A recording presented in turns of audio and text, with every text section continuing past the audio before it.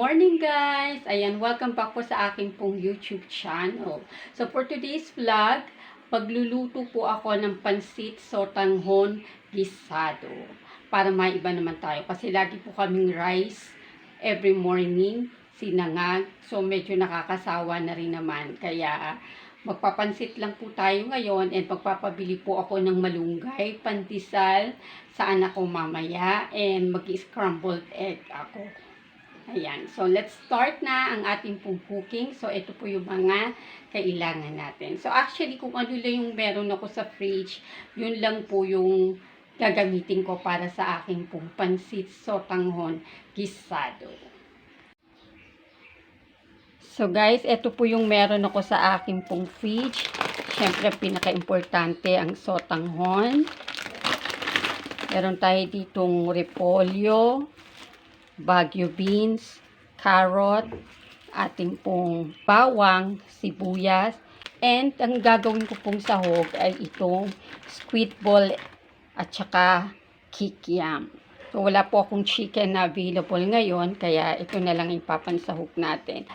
At dahil wala rin po akong aswete, toyo na lang ang gagamitin kong pangkulay para sa ating pong pansit sotanghon gisado. Siyempre, hiwain po muna natin tong mga to bago tayo magsimula.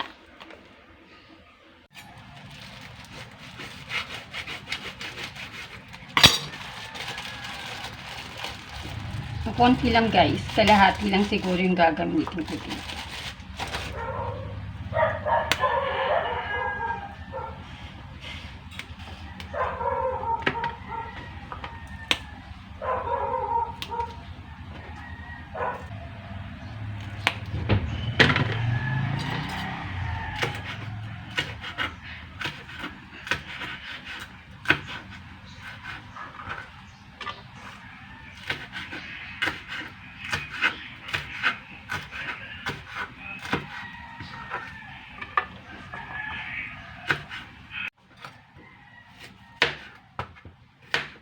Gasan ko na tong ating Baguio beans. Masanay akong ganito yung gamit ko, kutsilyo, kesa sa peeler. Wala lang. Gusto ko lang kutsilyo, kahit may peeler kami. So, nawala guys yung aking camera. So, ito yung ating carrot. And, syempre, ang repolyo. So, kalahati lang yung gagamitin natin.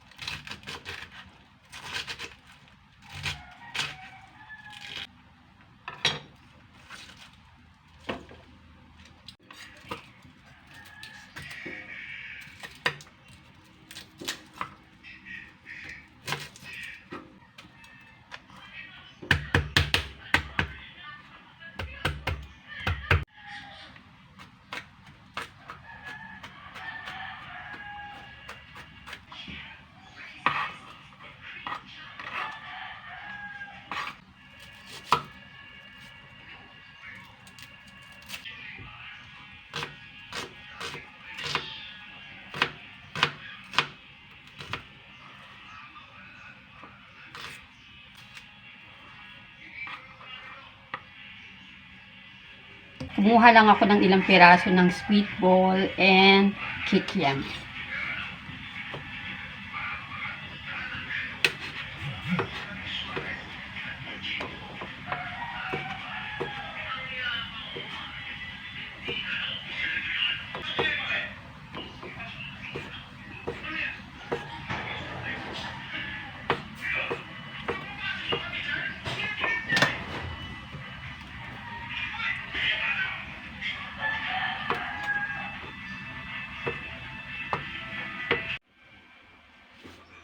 Ready na ang ating mga ingredients, guys.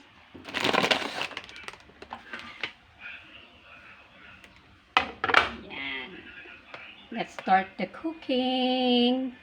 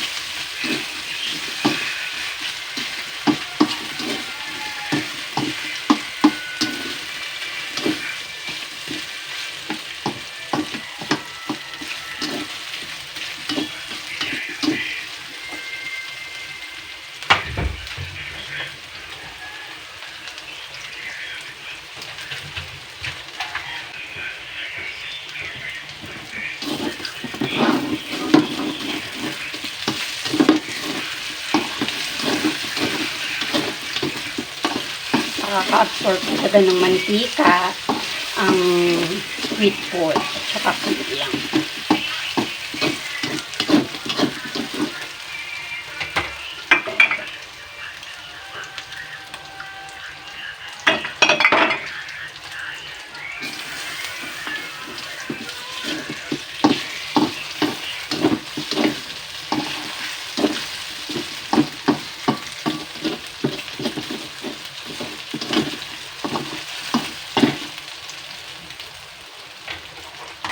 Kaya natin yung mga gulay.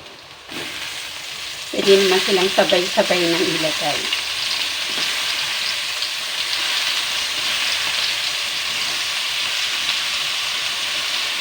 Madali naman lumambot yan.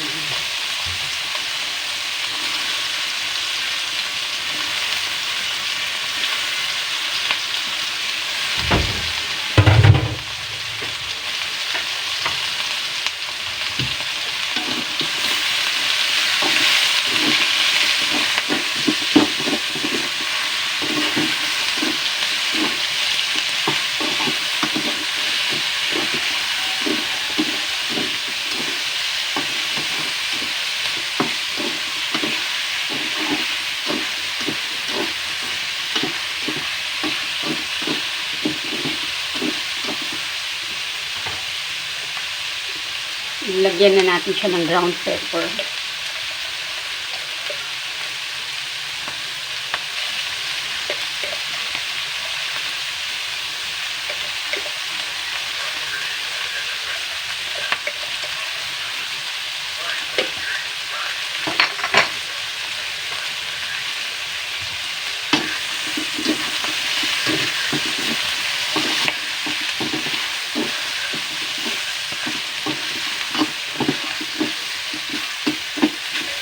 Hindi natin ito kasi matigas.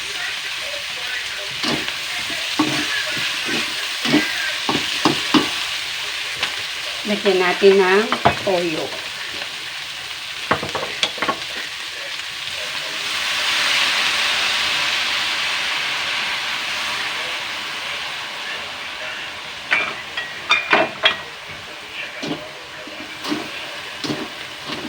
So, yan na lang din yung mag-a-add ng color sa ating sotanghong gisado kasi wala akong aswete.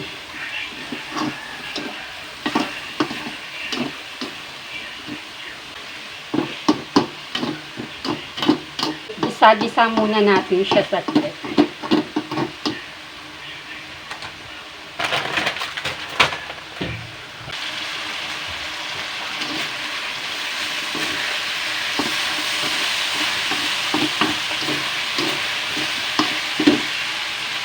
Lagyan na natin ng water.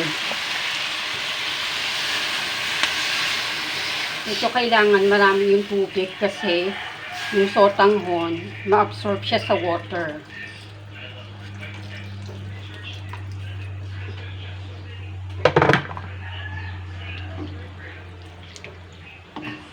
Ayan. So, pakukuluan natin to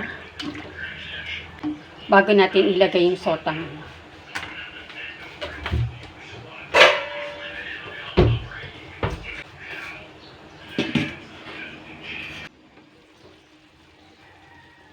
Kumukulo na siya.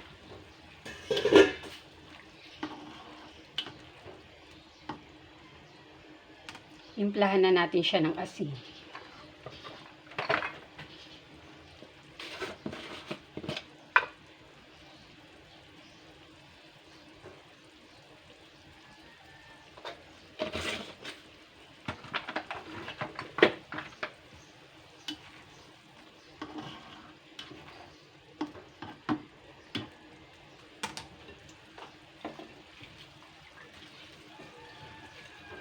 So, yung sotanghon, binabad ko na siya sa tubig para medyo malambot na siya pag nilagay natin siya dito sa kumukulo nating gulay.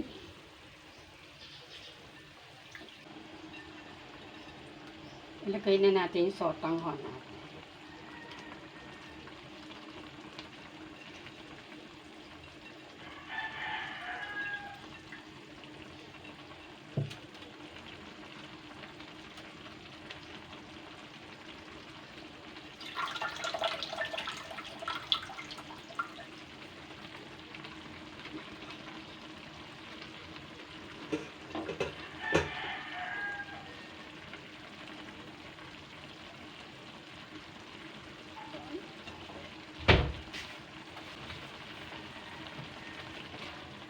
Tingnan natin siya.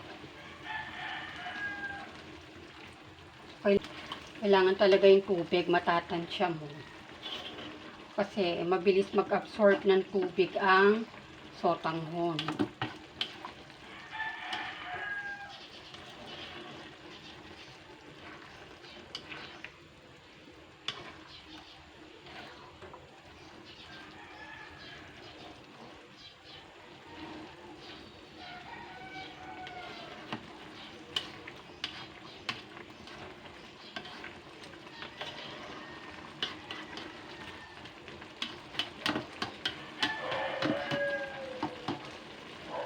May sabaw pa siya, pero maya-maya mawawala din to. Matutuyo din siya. Hayaan muna siya nating mag-simmer for 5 minutes. Then done na ang ating pansit sotanghon guisado.